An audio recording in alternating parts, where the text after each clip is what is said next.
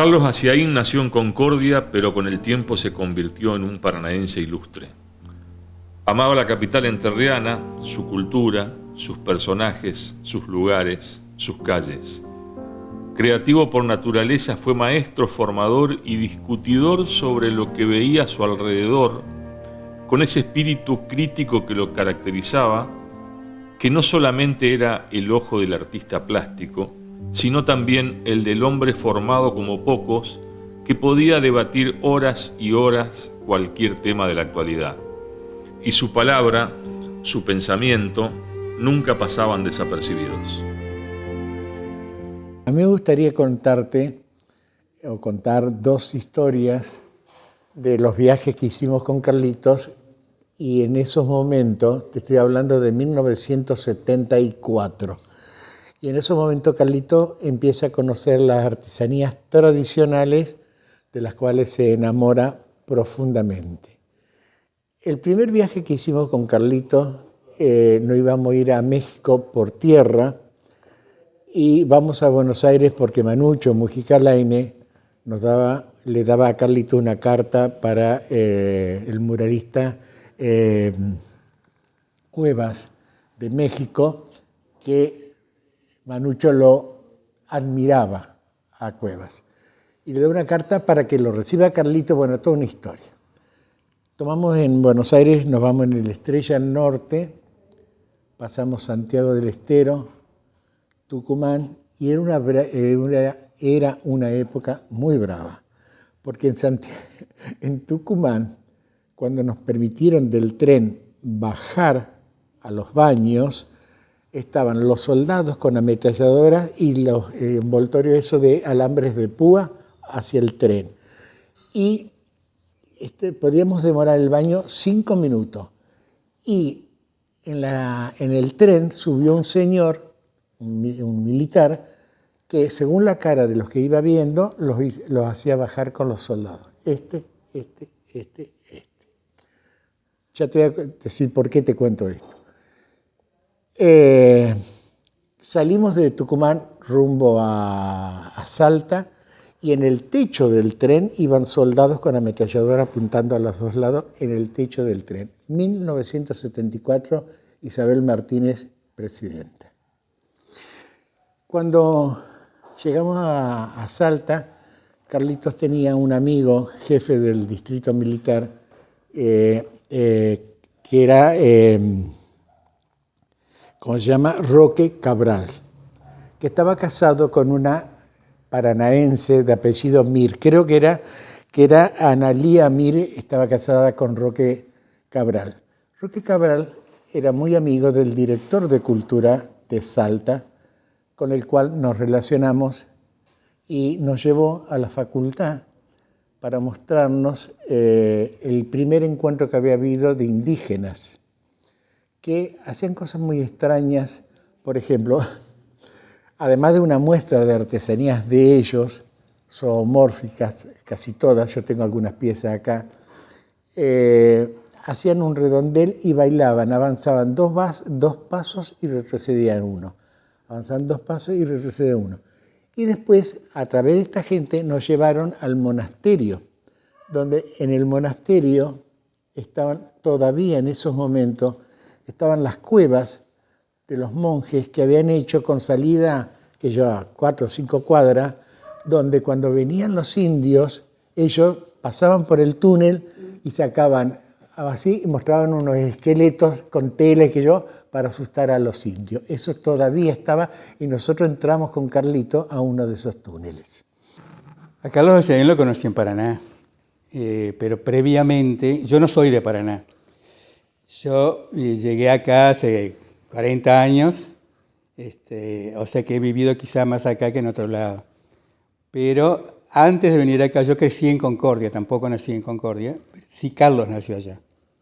Carlos era nacido en Concordia.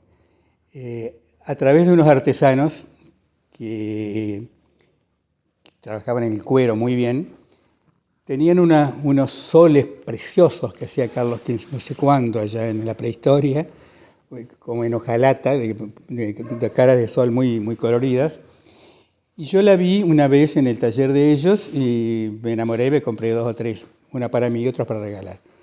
Mucho tiempo después, eso fue hace años de años, mucho tiempo después llego a Paraná a trabajar y en una esquina, en la esquina de calle Santa Fe y Cervantes, tenían un local junto a Rubén donde vendían cosas, objetos, preciosuras la mayoría.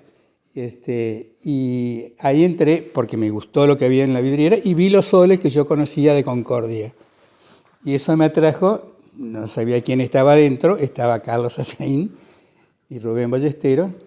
Y ahí me enteré quién era él, que era el autor de los soles. Yo lo conocía por nombre. Estos artesanos amigos míos allá en Concordia me han dicho que eran piezas hechas por Carlos Sazaín. Y bueno, le compré un par de cosas, en la época era cerca de Navidad, me acuerdo, así que compré un par de cosas para regalar. Y no sé cómo fue naciendo una amistad. A veces teníamos amigos comunes. Él era muy amigo de una arquitecta que a su vez era amiga mía y compañera de trabajo. Y otras personas más que después nos hicimos más amigos aún. Y tuve muchas, bueno, casi todas las muestras que hizo de ese entonces, que era ya por el año 70 y pico, si no recuerdo más, principio del 70. Cuanta muestra hizo Carlos, yo estuve y en casi todas compré alguna obra. Más tengo un par de obras que me las regaló Carlos. Carlos era de una generosidad así impresionantemente grande. Y más de una vez, o llegaba a casa, me veía en algún lado, me decía, Tomás, esto es para vos. Y me regalaba una piecita, desde una pieza de cerámica hasta un dibujo de él, por ejemplo. No tengo esta cantidad maravillosa de obras que hay acá, pero tengo varias, y varias son regaladas por él. Porque sí, porque me veía por algo y tenía ganas de regalar y me regalaba. Y bueno, a través de eso creo que construimos una amistad larga, dura. Estuve en muchísimos de sus cumpleaños que eran muy lindos, muy divertidos, hasta el último cumpleaños de Carlos. Y siempre con gente que rodeaba a Carlos y que era gente muy interesante. Por eso estamos con Carlos y por eso Carlos lo admitía. Bueno, yo conocí a Carlos hacia ahí en la década del 60, más precisamente año 66, por amigos en común. Y a partir de ahí nos hicimos muy, muy amigos. Y en los 70 él me invitó a formar parte de su taller que en calle Córdoba, en calle Moreno, en distintos lugares, para trabajar en artesanías. Yo algo de experiencia tenía y bueno, me incorporé lo mejor que pude. Y ahí aprendí mucho más de lo que yo sabía. Además tomé clases con él de dibujo, porque ahora Carlito, qué tipo generoso. Realmente muy generoso con sus conocimientos, que no todos lo son. Y trabajábamos, ahí el que más recuerdo es el de calle Córdoba. ¿Por qué? Porque era Rubén Ballesteros, él y yo, eran los que trabajábamos. Y había un cuarto que no trabajaba en artesanía, pero entonces tenía la obligación de cambiar los discos porque escuchábamos en un Winco y leer. Porque esas horas de trabajo no era solamente el trabajo en sí, sino que conversábamos. Estaba la literatura presente, estaba la música, la experiencia de viajes. Así se hacía.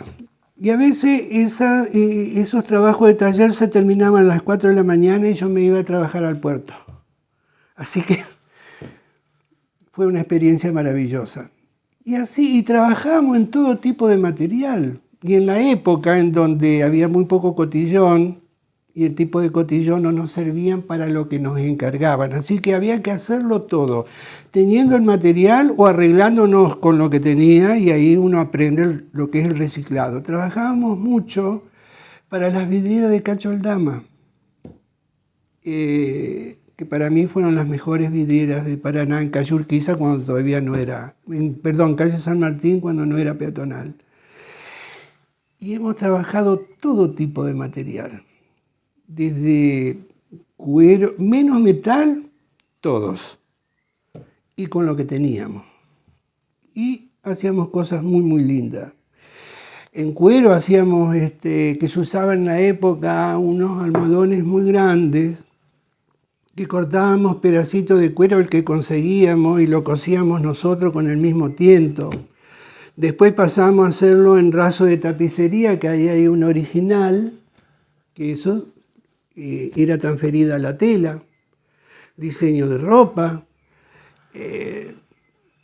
Y también recuerdo un negocio que ellos pusieron, Carlitos de Rubén y Marilú Vera, habían puesto el viejo almacén en Cervantes, en la esquina Cervantes y Santa Fe, que fue fantástico, porque no solamente nosotros poníamos lo que producíamos, sino que también teníamos invitados. Por ejemplo, Petty Lazzarini, que ya no está entre nosotros, un gran ceramista y alfarero, escenógrafo.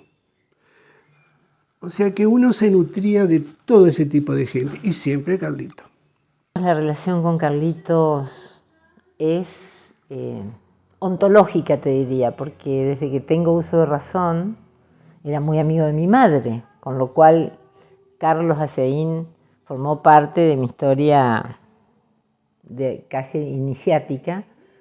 Cuando mi madre vuelve a vivir a Paraná, en los años 76, un poco antes, 77, Carlitos ya estaba, pintaba, tenía sus talleres, y era, bueno, ahí empecé a frecuentarlo. Y después, ya más adolescente, yo también siempre estuve relacionado con el arte, con el teatro. Bueno, Carlos estaba presente en todo lo que fuera artístico. Y con mi madre realmente tenían una gran sintonía, así que siempre lo tuve cerca. Siempre lo tuve cerca a Carlos. Hicimos cosas juntos, nos regaló una vez estos dibujos que estás viendo ahí atrás, para que haga tarjetas de Navidad. Entonces, siempre ayudando, generoso. Él quería que las obras vivan. Entonces no vivían sus obras en las paredes de los entrerrianos, de los amigos, de los que él quería, o hacía circular, hacía sus obras de manera accesible, hacía feria, una hiperproducción absoluta. Y bueno, tenía sus devotos, por supuesto.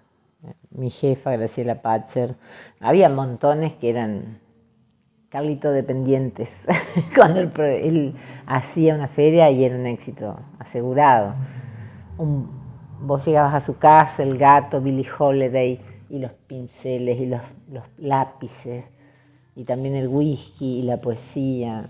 Era como que él trasminaba arte. Lo hacía. Su patio, que era un patio de una vivienda común, estaba lleno de lechos, de perfumes, de flores. Hacía que el mundo sea más lindo. Eso era Carlos, hacía que el mundo fuera más lindo. A Carlitos lo conocimos con mi familia en una exposición muy linda que se hizo en el año 1971 en una feria que se llamó Expoferias Provincias Argentinas, 1971. Conocimos a otros amigos también allí porque participábamos con mi papá como artesano en esa feria, junto a otros artesanos y a delegaciones de distintas partes del país. A partir de allí tuvimos una relación continua hasta que Carlos parte. Siempre estuvimos relacionados de una forma o de otra, y cuando logré compartir con él momentos, porque Carlos, después de ser subsecretario de Cultura de la provincia, pasa al Museo de Artesanía nuevamente, al lugar que es su lugar en el mundo, el Museo y Mercado de Artesanía en Calle Urquiza. Recordemos de que Carlos abre ese Museo y Mercado Provincial de Artesanías el 24 de julio de 1979. Y a partir de allí hay distintas situaciones que él va recorriendo como jurado en ferias, como representante de técnico de la artesanía de la provincia de Entre Ríos, y se encuentra en ese momento, año 1994, de regreso a nuestro Museo y Mercado de Artesanía, y nosotros con nuestros compañeros de trabajo que ya toda la vida habíamos estado en contacto con Carlos con mucha felicidad. A partir de ahí Carlos queda como responsable del Museo y Mercado de Artesanías hasta 2002, enero del 2002 que se retira. A partir de allí quedo yo de encargada y posteriormente como director. Y los momentos compartidos en ferias y exposiciones, yo recuerdo mucho la palabra sagrada que era Carlos Haciaín en las ferias y a las fiestas artesanales. Por ejemplo, la Fiesta Nacional de la Artesanía en Colón, que la conoce desde el inicio.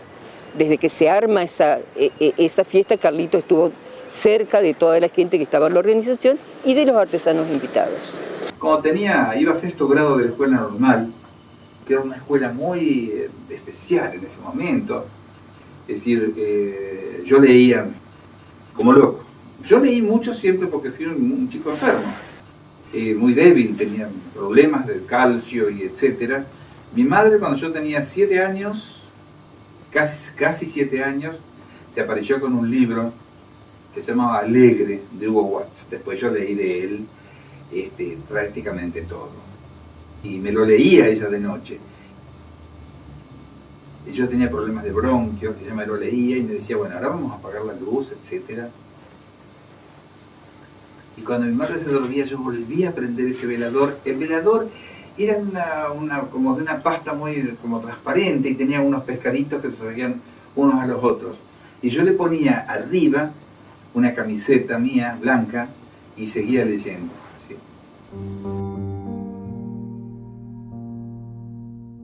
Carlos Haciaín se instaló en Paraná de muy joven. Estudió dibujo y pintura siendo niño y en 1957 egresó como maestro normal nacional de la Escuela Normal de la capital entrerriana. Pero Carlos no se detenía a la hora de aprender y capacitarse. Estudió escenografía y vestuario teatral, cerámica, muebles pintados, diseño de indumentaria, poesía ilustrada, murales y artesanías tradicionales, entre otras disciplinas. Y siempre seguía. A Carlos lo conocí de chica por mi papá, Alejandro Herrera, artesano y músico, así que eran amigos fueron los primeros artesanos en vender acá en la Plaza de Mayo, cuando tenían, no sé, 20 años, 20 y pico, con Carlos y mi papá y algunos otros artesanos. Vendían enfrente ahí al Flamingo, ponían ahí el puesto. Y después, bueno, por mi papá lo conocí, pero no me hice amiga de él por mi papá. Cuando yo estuve en pareja con Javier Solari, y Javier era su mejor amigo, eran íntimos amigos, se querían muchísimo, y bueno, ahí nos hicimos más íntimos. A través de Javier Solari fue la conexión. ¿Cómo era Carlos? Una persona increíble. Siempre encontraba magia en todo. O sea, era como que cualquier momento él lo convertía en algo especial. Con sus palabras, con su toque. No sé, si te invitaba a cenar, ponía la mesa con colores y flores y decía, seremos pobres pero comemos como ricos, por ejemplo. Y hacía esas cosas. A todo le ponía su magia y bueno, y sus palabras, ¿no? Porque de llamarte por teléfono a cualquier hora, a las 12 de la noche, o, cuando todavía teníamos el fijo, y bueno, y decirte una poesía o una canción, porque como yo canto y él amaba la música, me compartía muchos discos, discos de cantantes femeninas en general a mí, ¿no? Porque a otro capaz que le compartía otra música, a mí me pasaba discos de cantantes, y entonces por ahí me llamaba y me cantaba un pedacito de una canción, y ya, eso era. Chao, mi amor, y te cortaba. Era una persona muy especial. Sus charlas, digamos, su capacidad de convertir los momentos con palabras en algo mágico, ¿no? Eso, como de sorprenderte siempre. Hace muchos años que yo lo conocí a Carlos.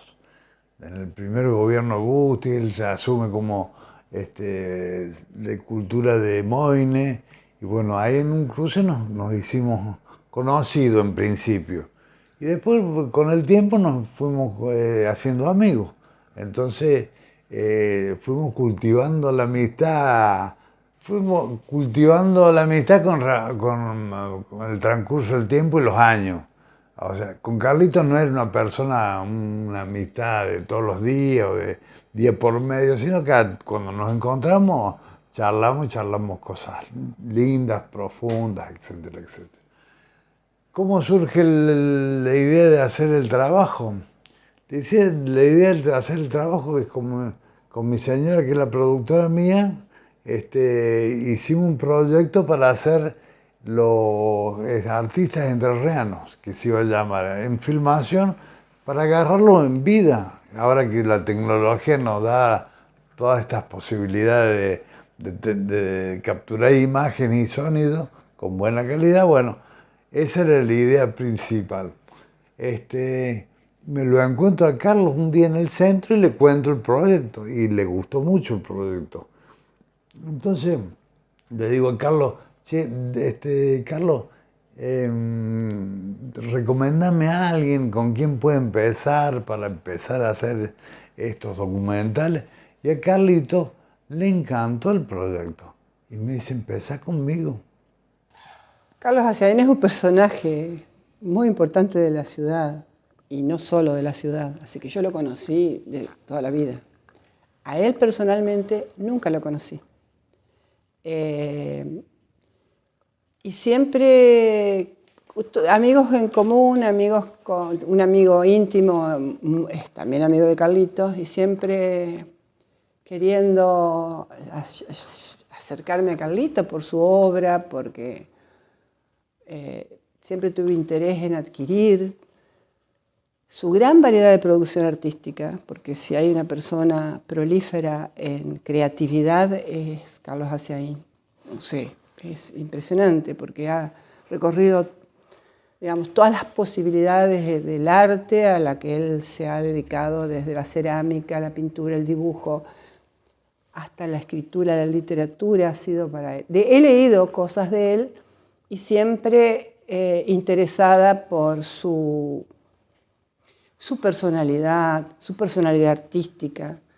Es decir, una persona muy valiosa para el medio, y también ha sido siempre mis amigos, y que han sido amigos de él, han valorado el valor de su amistad, que eso es muy importante.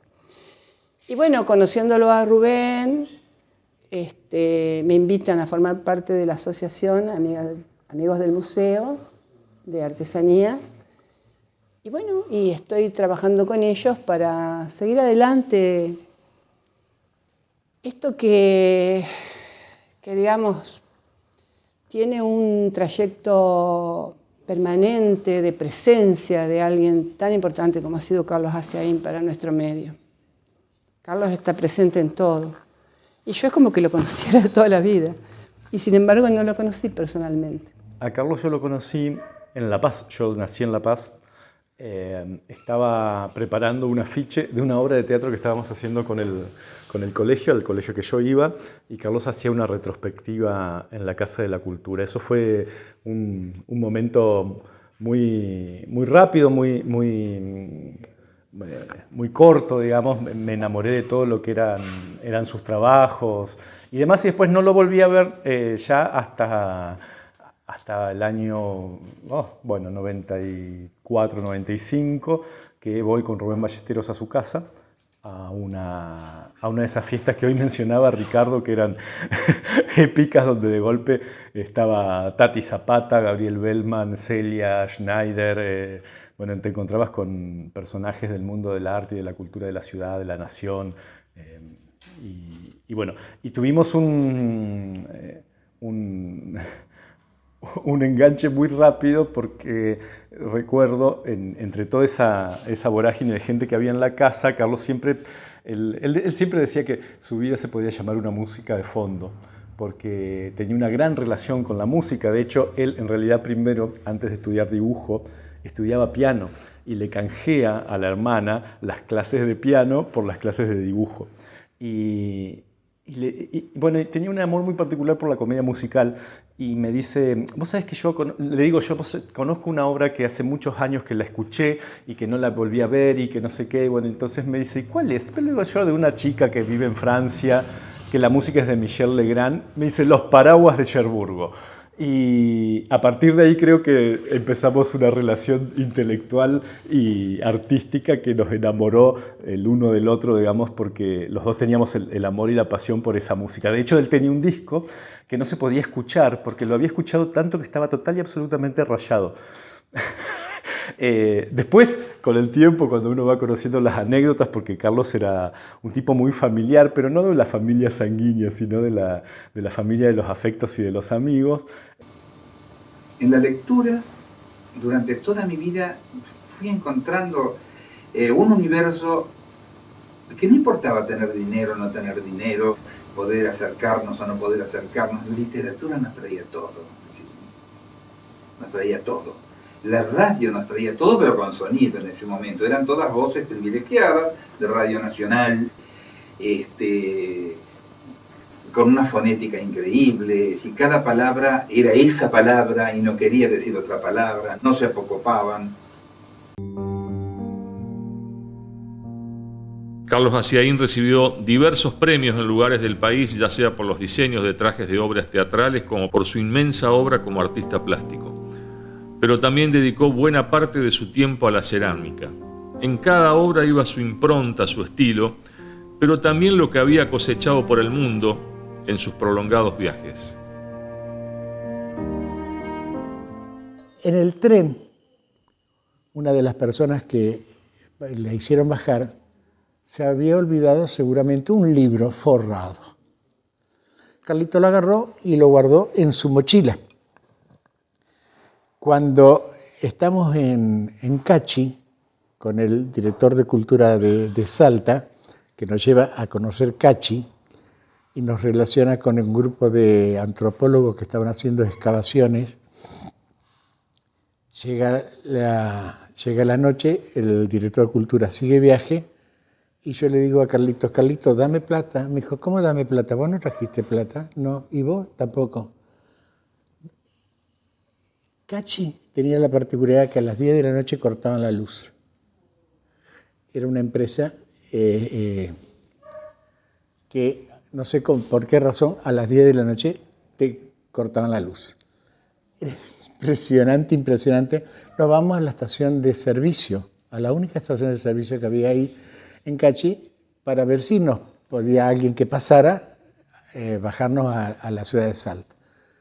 Pasó el tiempo y no apareció nadie. Y había un cuidador que era un colla, que cuando le queríamos pedir que nos dejara entrar, aunque más no sea al baño, se bajaba del auto y nosotros. Entonces con Carlito, en un momento el colla desapareció. Entonces con Carlito nos metimos en un foso, nos tapamos con las lonas engrasadas que había en la estación de servicio. Y Carlitos misteriosamente tenía la misma mochila donde había guardado el libro que había encontrado en el tren. Y lo toca al libro forrado y empieza a notar una diferencia. Saca el forro y había una cantidad enorme de dólares. Por supuesto que de ahí nos fuimos a hotel, bueno, toda una historia. Conocimos las artesanías. Carlito no podía creer cómo podían trabajar esas formas tan extrañas que para mí eran muy particulares, porque el sapo, por ejemplo, era enorme y deformado. ¿Viste? Después te voy a mostrar algunos. Era toda una historia terrible. Y de ahí nosotros partimos para Santiago, Jujuy. Y como nosotros íbamos a México, llevábamos dinero con nosotros en dólares. Y a mí se me ocurre preguntar al conserje del hotel dónde podía cambiar dólares, porque además teníamos lo que habíamos encontrado en el libro. Cuando me explican dónde, yo voy a ver si podía cambiar y vuelvo, la policía había rodeado la manzana y lo estaban bajando, como dice, esposado a Carlito y a mí también. Estuvimos 5 días presos en Jujuy porque coincidía con que 2 estudiantes de Córdoba habían sido fusilados y eran de Villazón, ahí cerca. Y ese día los habían traído de vuelta. Así que el pueblo estaba revolucionado, era impresionante. Carlos generaba a su alrededor así una especie de aura que atraía a gente interesante. Era muy difícil que se relacionara con alguien que no tuviera algún interés, alguna gracia, alguna arte, algún don, y toda la gente que rodeaba a Carlos era así. Y bueno, yo tuve la suerte de estar entre uno de los tantos amigos de Carlos. Fuimos vecinos alguna vez, cuando él vivía y tenía su taller en calle Moreno. Yo vivía a la vuelta, su casa era en planta baja, una casa vieja, esas casas de patios, y donde convivía con un gato y una paloma. Daba clase en la pieza de la calle, en la pieza grande de la casa, y caminaba a lo largo de la casa, y yo la veía desde mi departamento en un 7º piso. La veía transitar por la casa, generalmente seguido por la paloma y el gato.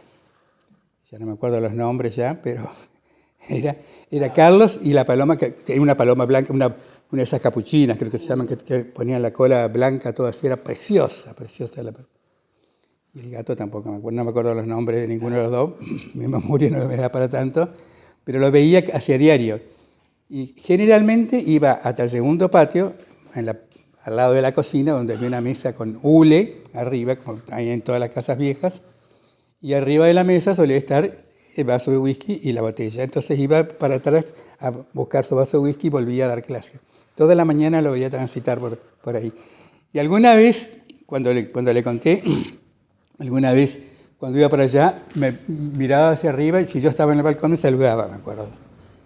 Muchas veces estuve en casi todas sus casas, las conocí, tuvo varias casas, todas casas simpatiquísimas, calidísimas, hermosísimas. Carlos, aún la casa más pequeña y más sin gracia, la dejaba hecha un primor, con solo colocar su obra, parte de su obra, la obra de muchos colegas que habían intercambiado, y las colecciones que tenía, cerámicas de todas partes y demás, que eran, porque todavía existen la mayoría de ellas, son apasionantes. Tengo muchas anécdotas con Carlos. Marie Constance, te llamo. Dorada Marie Constance, por ejemplo, las invitaciones que caían. Dorada Marie Constance, no señora, no. Dorada Marie Constance. Y ahí venía. Me llamaba para confirmar la recepción. Querida, mira, yo te lo recalco. A las 21:30 horas, en el salón del Club Social, exponen Pitetín, Tetetín, Tetatín y traen unos bocaditos directamente del Titanic. En el medio te largaba una cosa que nada que ver para hacerte reír, y bueno, pero te daba toda la información, en el medio venía. Y la señora de no sé quién, Madein Egyptan. Esta es una de esas señoras bien aquilosadas, Madame Sprite. Bueno, así, esos apodos, esas cosas graciosas, descontracturadas. Sí, la agudeza y la finura que tenía Carlos, porque él era un caballero, o era, por decirte, una persona delicada, de un espíritu sensible, delicado y gracioso, totalmente gracioso. Para mí fue muy importante tenerlo cerca. Son esas conversaciones interceptadas en la rutina absoluta de ir a un vencimiento a pagar una cuenta, interceptarte con Carlos en la calle, la conversación ya se iba de la esfera de lo cotidiano y tocaba o Rimbaud o un verso de Guillén o de Federico García Lorca, Sí, sobre todo le gustaba Palma, que está en el patio, nació sola, nació sin que yo la viera, Palma, sola. Y se iba y te quedabas con la poesía flotando ahí en el... Sí, son seres que, bueno, especiales, son seres especiales. Y va a vivir mientras estemos todos recordando a Carlitos. A Carlitos Haciaín lo conocí en mis comienzos, cuando me vine a vivir a Paraná, hace ya muchos años, te diría, como más de 35 años, más o menos. No sé exactamente la fecha. Nos conocimos porque fuimos entrelazando amigos en común, como Juan Carlos David, Monchito, que le decimos, qué sé yo, y otros amigos más, Rubén Ballesteros, que también en ese momento vivía con Carlos Haciaín en Calle Moreno. Lo conozco desde Calle Moreno, te diría, hace muchísimos años atrás, y realmente empezó una amistad bastante fluida, porque fíjate vos, festejamos los cumpleaños, somos los dos taurinos, él era taurino también como yo, teníamos algunas cosas en común, y ahí empezó a entablarse toda una amistad hermosa, maravillosa, que bueno, que en el tiempo fue creciendo, por supuesto, como todas las amistades, con condimentos, con noches hermosas de hablar y hablar y hablar, y contando cosas personales, y algunas entre la fantasía y la realidad, como era Carlitos, que siempre te contaba con esa acotación tan chistosa y tan hermosa que tenía de terminar a veces contando una anécdota o una historia que siempre salía con algo sugerente, con algo maravilloso de las cosas de él, ¿no? Carlitos venía de Buenos Aires de exponer y tener sus premios, y llega aquí y empieza con sus exposiciones, sus trabajos, con una impronta muy importante. Y él aportó mucho a la plástica, digamos, como dibujante. Para mí fue un dibujante excepcional y fue maestro de muchos de nosotros. ¿Qué te puedo decir? Y además era una de esas personas que puede dibujar, puede pintar, puede hacer un mural, trabajar sobre madera. Yo lo invité a que se iniciara en cerámica, algunas cosas hizo, pero a él le interesaba la cerámica como soporte. Y sobre eso trabajaba con sus dibujos espléndidos, con mucho color y demás. Lo mismo en murales. Carlito era un tipo, ¿cómo te puedo decir?, muy versátil en todo lo que hacía, ¿no? Él podía hacer, desde hacer un cuenco hasta diseñar ropa o lo que fuere, o transformar la materia, que eso es interesante. Y además, no nos olvidemos que él es el fundador del Museo de Mercado de Artesanía. Y fue él el que, cuando se inicia, empieza a recorrer toda la provincia de Entre Ríos, detectando a lugares que uno no se puede imaginar, porque en ese tiempo era muy difícil llegar, pero él los encontraba. Y a su regreso, yo ya lo estaba esperando en el taller y me leía todo el trabajo, pero Carlito tenía la particularidad de que su relato empezaba a partir que él subía al auto. Y lo que veía en el camino, hasta llegar al artesano, entrevistarlo y convocarlo para traerlos al museo.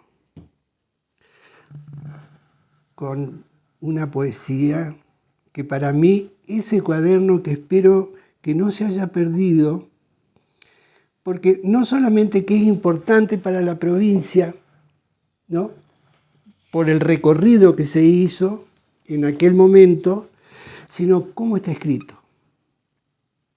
Porque el tema era, va cayendo la tarde y ese sol que se va yendo, cómo iluminaba el paisaje hasta llegar al artesano. Y después ya estaba la parte técnica, digamos. Pero así era.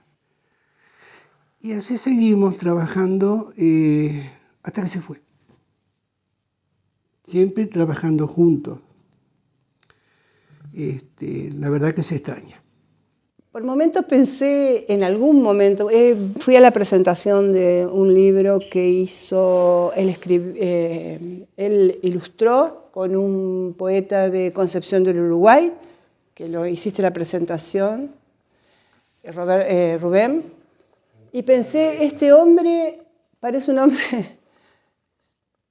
hombre, pensé renacentista, le falta la escultura, tal vez, el trabajo del fresco en las catedrales, pero él incursiona en cerámica, él incursiona en el dibujo, en las pinturas, en la literatura. Así que siempre donde voy encontraba algo de Carlitos. Y siempre algo distinto, siempre algo novedoso, algo que impactaba, algo que tenía su sello pero que a su vez era novedoso. No era una cosa que se repetía, ya sea un plato, ya sea una cerámica, una habanera, ya sea un dibujo, ya sea una pintura, siempre era algo diferente, algo que llamaba la atención. Y eso es muy difícil de repetir. Eso lo hace único. Yo tengo una premisa en la vida, ¿sí? Siempre estoy rodeado de amigos, generalmente yo me rodeo de gente que es muy diferente a mí. Entonces me rodeo, por ejemplo, Rubén Ballesteros. Es una persona que siempre me molestó en 42 años cómo dice las cosas, pero siempre acaté lo que dice de las cosas. Porque es un hombre bueno, es un hombre justo y es un hombre que sabe lo que dice. Siempre me molesta y me molestará hasta mi muerte cómo lo dice. Bueno, mi mamá, que era de un signo diferente, él es de Capricornio. Mi madre era de Virgo, también, esa costumbre de decir las cosas de una manera, por ejemplo, llegaste a esta hora.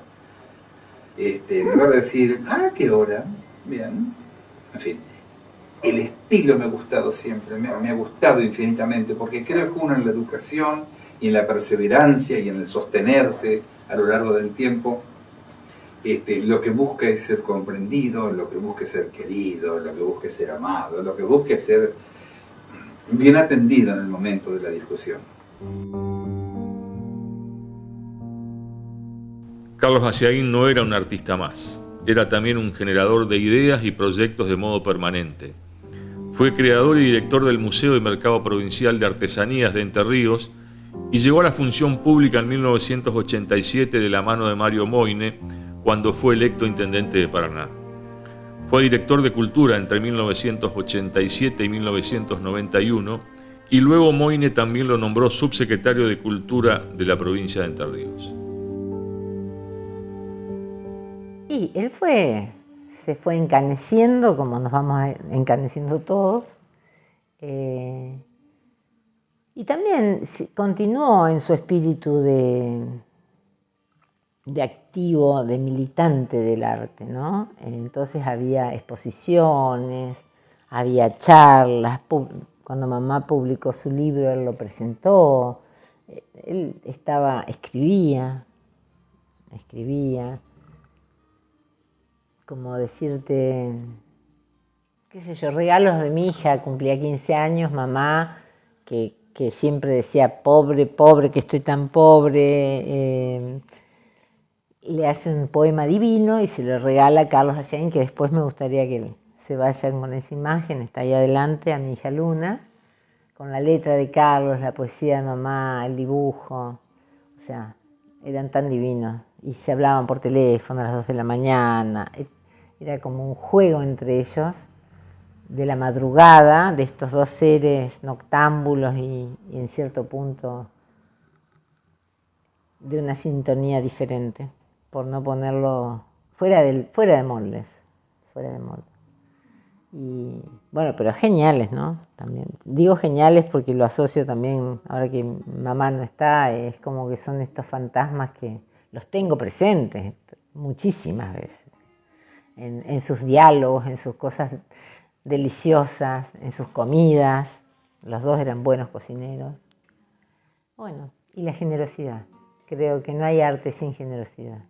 Carlos no voy a decir sería, Carlos creo que es el tipo más importante e influyente del arte y la cultura de la provincia de los últimos 30, 40 años, porque justamente esta transversalidad lo hizo tan importante.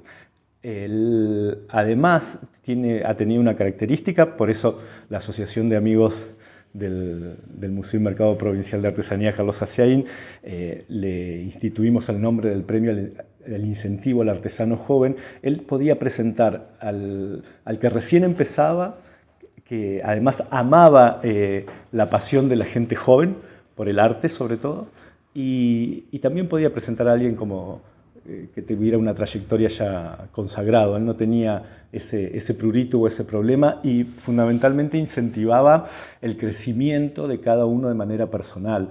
La conversación variada porque éramos como familia, las familias se enganchan, se quieren, se aman, se pelean. Bueno, una cosa así con Carlos más de una vez porque teníamos nuestro carácter uno y otro y compartíamos cosas lindas y por ahí respecto de determinadas cosas, por ahí no coincidíamos tanto. Pero siempre llegábamos a un acuerdo, siempre estuvimos cerca. Él quería mucho a mi mamá. Cuando la mamá de Carlitos parte, él se acerca muchísimo a mí, siempre hacía esa mención, y a mi papá. Vivía cerca de mi casa, sobre calle Moreno, después en calle Liniers, antes vivía en calle Córdoba, y siempre ha sido en la zona donde yo vivo, cerca de la vieja usina, así que estábamos muy vinculados. Y recuerdo mucho su amor por los gatos. Uno iba a la casa de Carlos y encontraba gatos, encontraba las palomas. La amistad con Carlos muy linda, muy de aprendizaje, muy que es de recibir toda una enseñanza muy importante que él transmitía, no solamente a mí, sino que a todas las personas que estaban cerca de él. Cada uno de sus mensajes cuando hablaba, en algún acto, en el Museo y Mercado de Artesanías, por ejemplo, de apertura, siempre lo que él comentaba y decía era sabroso, era rico, era importante para poder mantener en nuestra memoria. Carlitos Aciaín, como lo conocíamos, nunca dejó de crecer. Fue delegado del Fondo Nacional de las Artes, lo buscaban todo el tiempo para que fuera jurado en diferentes salones artísticos dentro y fuera de la provincia en representación de instituciones oficiales y privadas. Y su inmensa obra figura en colecciones privadas y oficiales, provinciales, nacionales e internacionales. Carlos era así, un referente permanente, siempre humilde, sincero y frontal.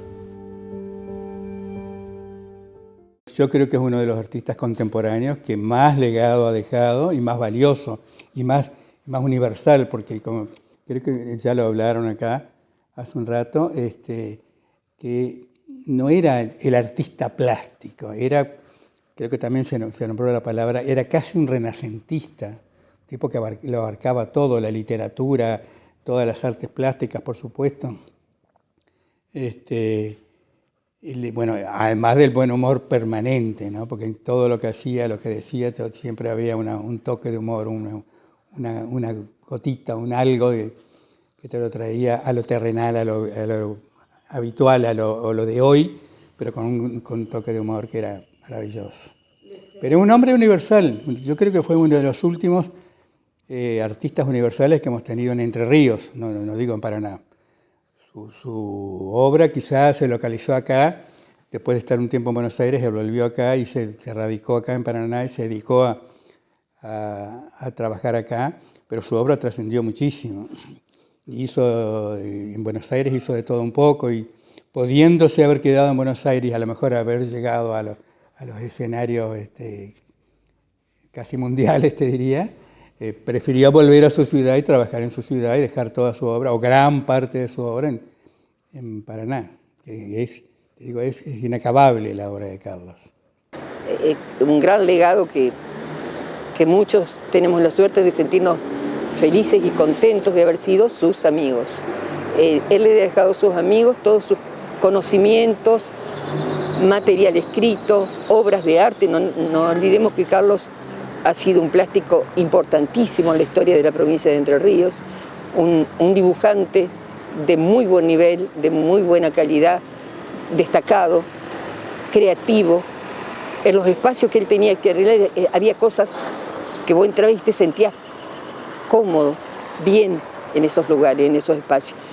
El legado de Carlos Alsina para todos sus allegados y amigos, familiares, ha sido ese orgullo de sentirnos cerca de él, siempre.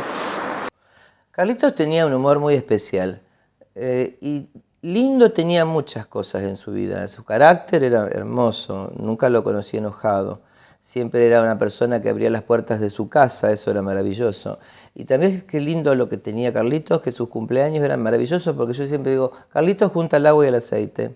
Cosas que algunas personas a veces no podían juntar, él lograba juntarlo. Fíjate vos, siempre sus cumpleaños eran de día, porque siempre decía que el mediodía era lo más hermoso porque podías estar horas y horas a la tarde sin problemas y que aparte de la noche te agarra el sueño, entonces como te agarra el sueño todo se hacía más corto.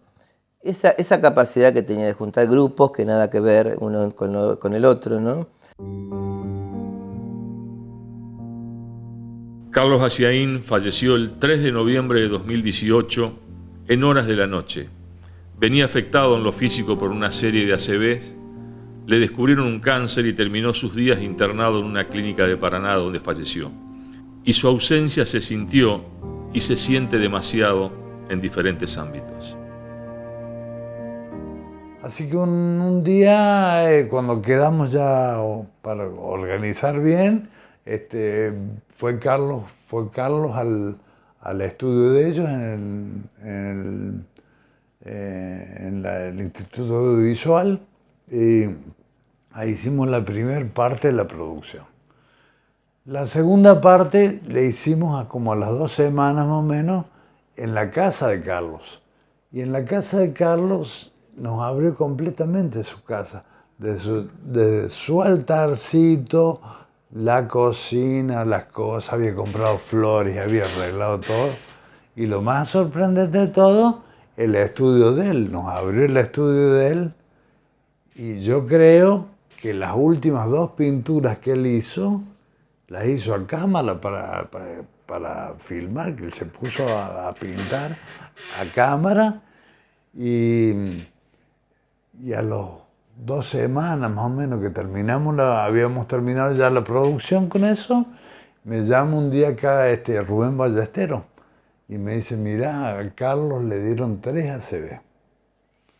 Y esos 3 ACV, bueno, él empezó, era muy, digamos, coqueto en el sentido de que yo no lo vi más después de Carlos, porque como quedás medio con la cara media caída, qué sé yo, bueno, todas esas cosas, era muy pudoroso Carlos.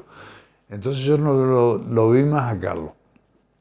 Él se empezó a recuperar, iba un acompañante que lo hace caminar, pero él se cae y se quiebra la cadera. Y lo internan en la modelo. Y en la modelo, bueno, pasa los últimos días de vida, porque habrá durado, pienso, un mes más, ¿me entendés? Porque aparte creo que le descubren cáncer y bueno, de ahí no salió más, Carlos. O sea que yo pienso que los últimos 2 trabajos de su vida que hizo, los hizo ahí a cámara y que inclusive, fíjate vos, cuando fue al Instituto Audiovisual, charló mucho con Julio Gómez, que era el director en ese momento, y uno de esos trabajos yo sé que se los quería regalar para que lo pongan en el edificio del Instituto de Audiovisual. Pero no sé qué habrá pasado con esos dibujos ni nada, porque fíjate vos qué cosa, ¿no? A mí Rubén Ballesteros al tiempo me llama, mira, vamos a ir a la casa, por ahí te sirve para ir y ver, te sirve de disparador algo. Y le digo, no, mira Rubén, no, porque me hace mal, así que no. Después, cuando Julián Estope lo acepta hacer el guión de este trabajo, le digo, hablo con Julián, le digo, ¿te animás a ir? Me ofrecieron ir a la casa de Carlos a ver y qué sé yo, las cosas. Y me dice, dale, estaría bien. Lo llamo de nuevo Rubén para decirle que sí, que vamos. Y me dice, ya Rubén me dice, no, mira, ya no existe más esa casa, lo que tenía Carlos, nada, porque ya a la casa la vendieron, porque Carlitos alquilaba ahí. Y se habían sacado todo y bueno, así que no fuimos.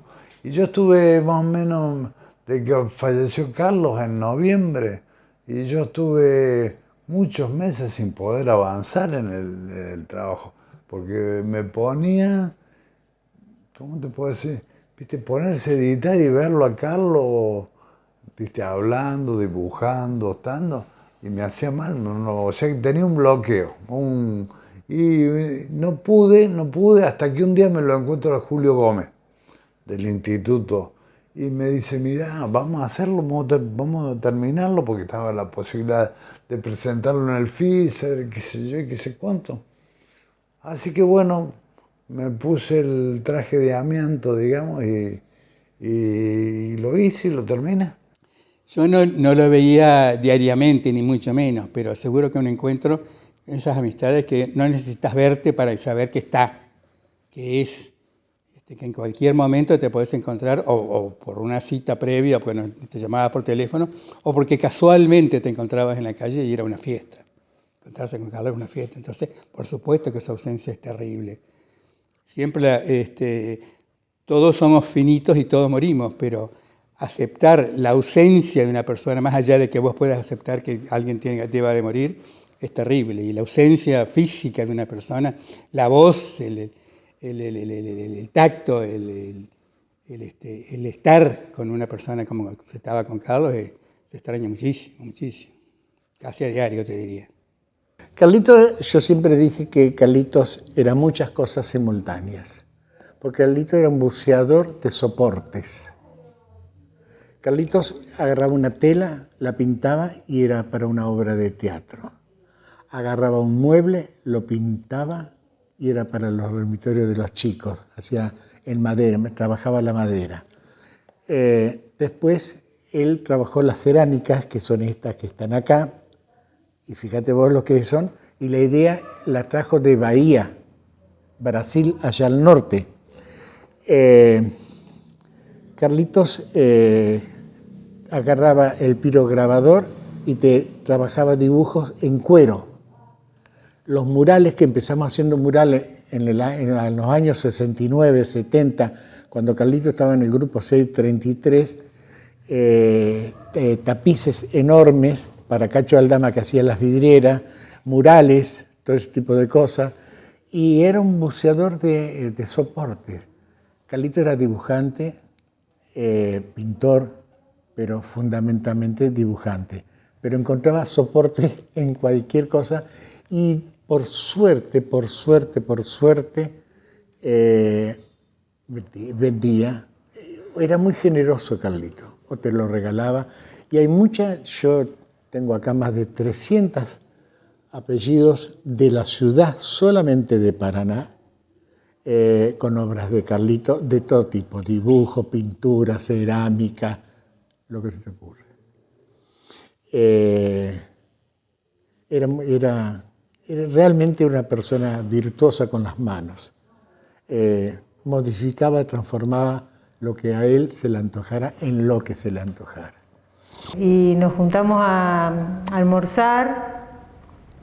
Fue la última vez que lo vi a Carlos, porque una semana después lo internaron.